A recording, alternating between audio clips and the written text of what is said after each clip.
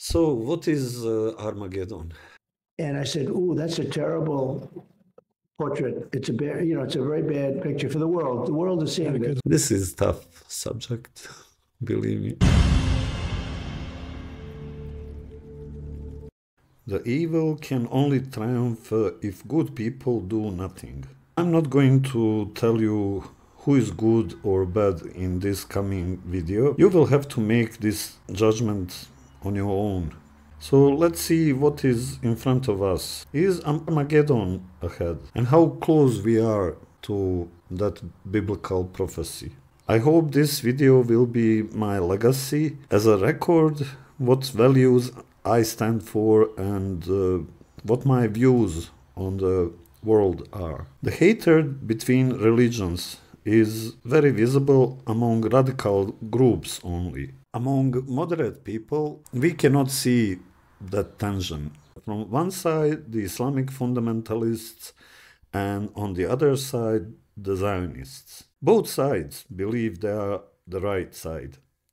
And I'm asking everyone, do you really believe you are on the right side? Belief and reality are often in contradiction. So having this in mind, do you still eagerly push for the biblical Armageddon in expectation of the return of Jesus or the judgment day? And are you sure you are sinless? If you are, then go with your sword to the Middle East and fight. The God will probably help you survive.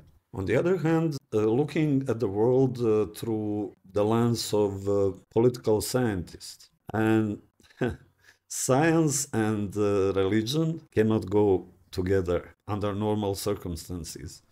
Although some people believe that, again, they believe politics can be driven by religion. So, what is Armageddon?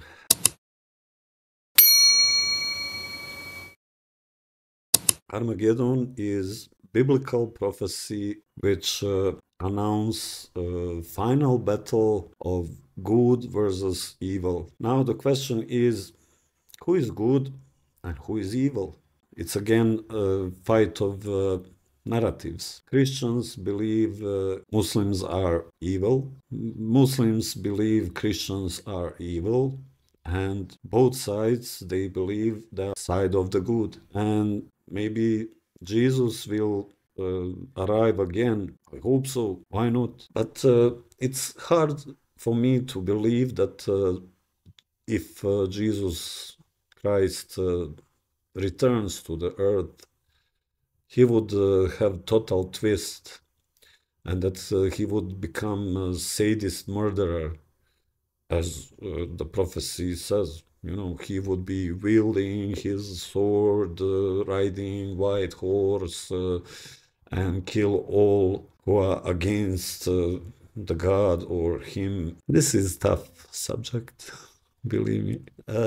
What happened these days at the moment of filming this video? Iran still didn't respond with retaliation against Israel. You know that about a week ago, a consular office of Iran was hit in Damascus, and it was confirmed that was done by Israeli Defense Force F-35 jets. And I hope Iranian leadership really understood what was the game behind, and they would avoid being dragged into a large-scale regional war that has potential to become the World War III. We know what is the current setting of alliances. Behind Israel, with iron fist, stands the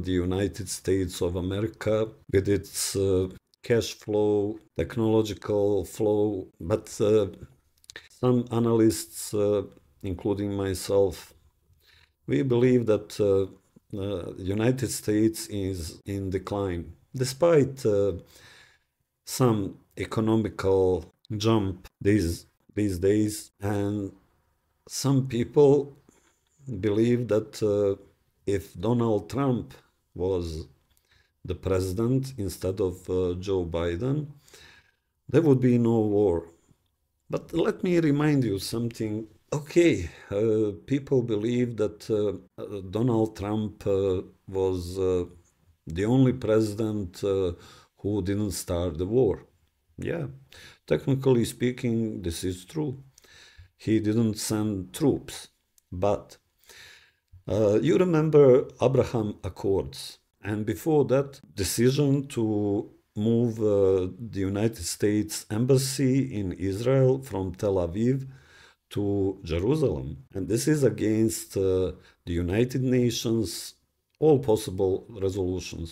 Eastern Jerusalem, according to the United Nations, belongs to Palestinian authorities, and those Israeli settlements are proclaimed illegal.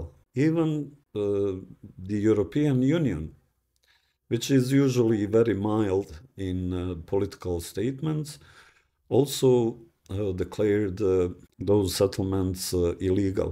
About a week ago, Donald Trump had an interview for Israeli TV, and I was carefully listening. I don't know if you listened to his statement, but I hoped that at least some mainstream media would notice something that is really unusual. So let's watch the portion of that interview, and then I will comment with a few words. Countries. When I saw October 7th, it was one of the saddest things I've ever seen because there was no reason for it. They would have never, ever done that for two reasons. Number one, they were broke, and number two, I was the president. They would have never done that because they knew there would have been very big consequences. All right. That being said, you have to finish up your war. You have to finish it up. You got to get it done. And I'm sure you'll do that. And we got to get to peace. You can't have this going on. And I will say Israel has to be very careful because you're losing a lot of the world. You're losing a lot of support. But you have to finish up. You have to get the job done. And you have to get on to peace. You have to get on to a normal life for Israel and for everybody else. So if you re-elect in a few months once again to be the president, and Israel still may be in a war, how would you help Israel? Well, look, there has been no president better to Israel than me. October 7, we saw a major rise of anti-Semitic attacks in America. What are you going to do about it? Well, that's because you fought back. And when you fought back, and I think Israel made a very big mistake, and I see it, and I saw it every night, and I wanted to call them and say, don't do it.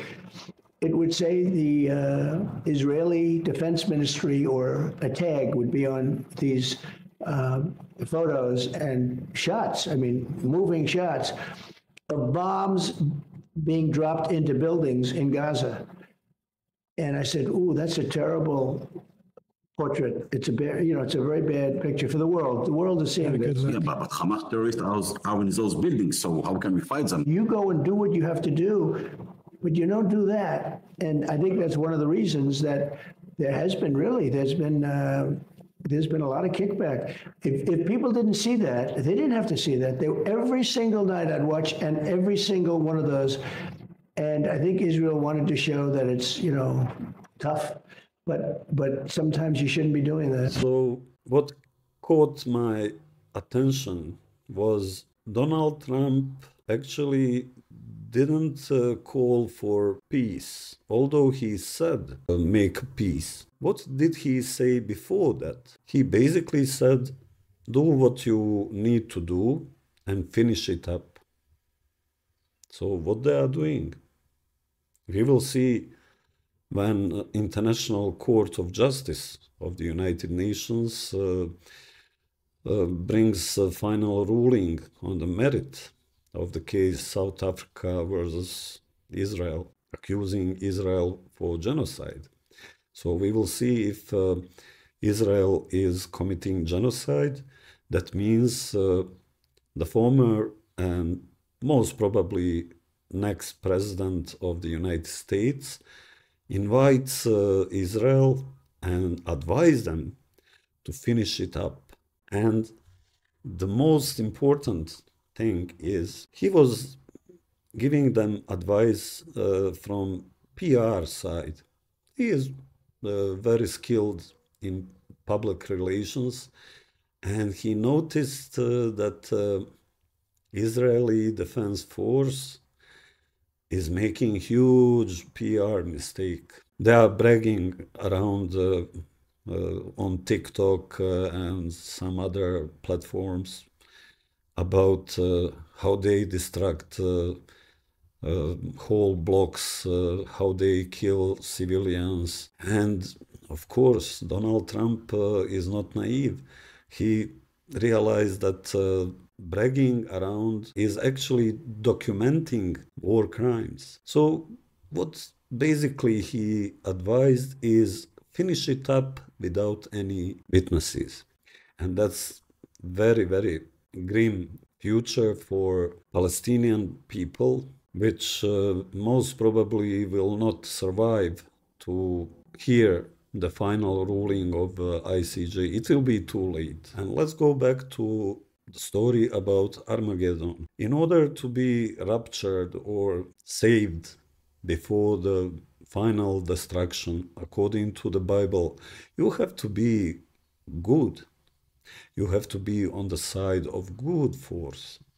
But how can you consider yourself to be on good side, and how can you believe that you are good if you cause, support, and advocate annihilation of entire people, including children? In every religion, children are protected. In every international convention on international humanitarian laws, civilians, especially children, are protected. So it's not just like I invented.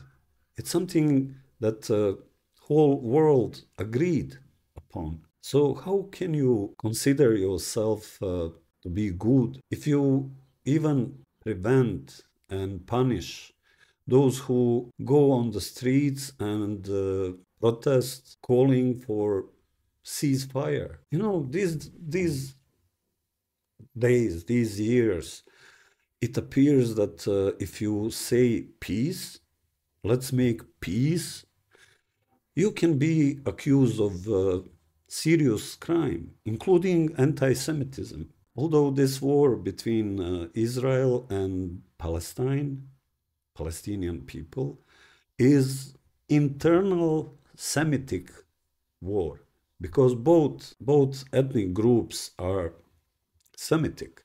Not only Israeli are Semite group, Arabs are even larger Semite group. But from some reason, the narrative is that only Jewish people are Semite group. Arabs are not even mentioned.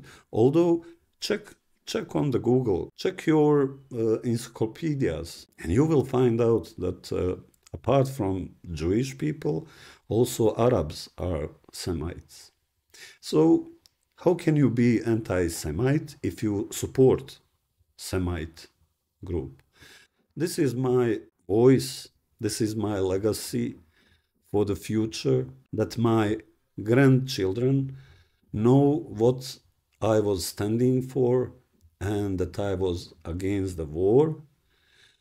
I was against war crimes, and I will always be against war and war crimes. Doesn't matter who commits them. And in conclusion, if this World War III really comes, if the Armageddon comes, nobody will be rescued. Believe me, I also have a right to believe what I believe. So if that final battle really takes place, we will all be losers.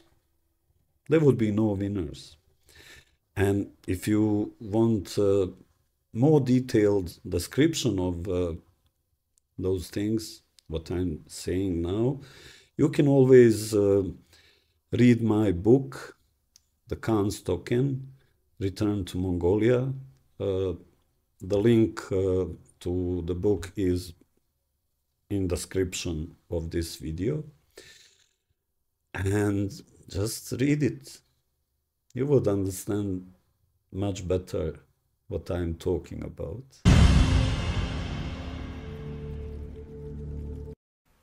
See you.